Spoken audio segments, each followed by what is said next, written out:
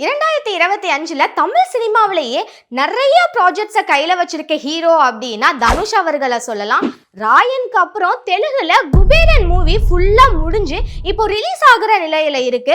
அது மட்டும் இல்லாமல் நிலவுக்கு என்மேல் என்னடி கோபம் அப்படின்ற படத்தை தனுஷ் டைரக்ட் பண்ணிக்கிட்டு இருக்காரு. அந்த படத்தோட ஷூட்டிங்கும் இறுதி கட்டத்துக்கு வந்துருச்சு.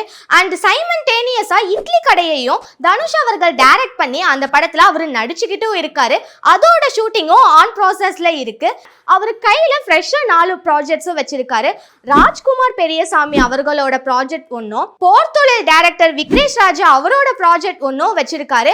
அண்ட் இன்னும் 2 ப்ராஜெக்ட் இருக்கு. அதுல ஒன்று தனுஷ் அவர்கள் தான் டைரக்ட் பண்ண போறாரு அப்படின்ற நியூஸ் வந்திருக்கு. அண்ட் இளையராஜாவோட பயோகிராஃபி ஃபிலிமும் போயிட்டு இருந்துச்சு. ஆனா அது டிராப் அவுட் ஆயிடுச்சு அப்படின்ற மாதிரி சொல்லியிருந்தாங்க.